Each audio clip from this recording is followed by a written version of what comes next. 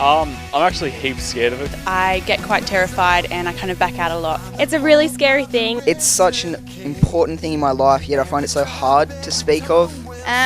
Yeah, I think it's really scary sometimes, but you just think like how blessed we are to have a relationship with God. Yeah, it's difficult at times, but also quite rewarding at times. The odd times that I've done it, they've basically just said shut up and stuff like they've made it very clear that like my belief is stupid to them. You're kind of putting yourself on the line because they could reject you, but if the worst thing that they can say is no, it's not too bad. And when you think about the consequences if you don't tell them about it and the love that you feel from Jesus, it's not really worth a no to stop.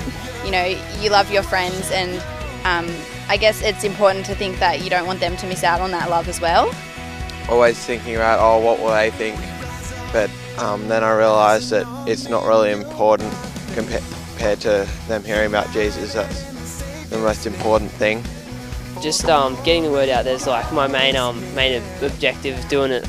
I'm nervous, I can sometimes, but it's not like I'm gonna stop myself from speaking to God. Like I'm not heaps popular because of like the way I evangelise, but yeah, it doesn't really matter. But it's so important to be reminded that it is God that works in them, and it is such a blessing that we can be involved in His mission. So I think it's something worth doing to keep talking to your friends about Jesus, even though it is sometimes quite scary.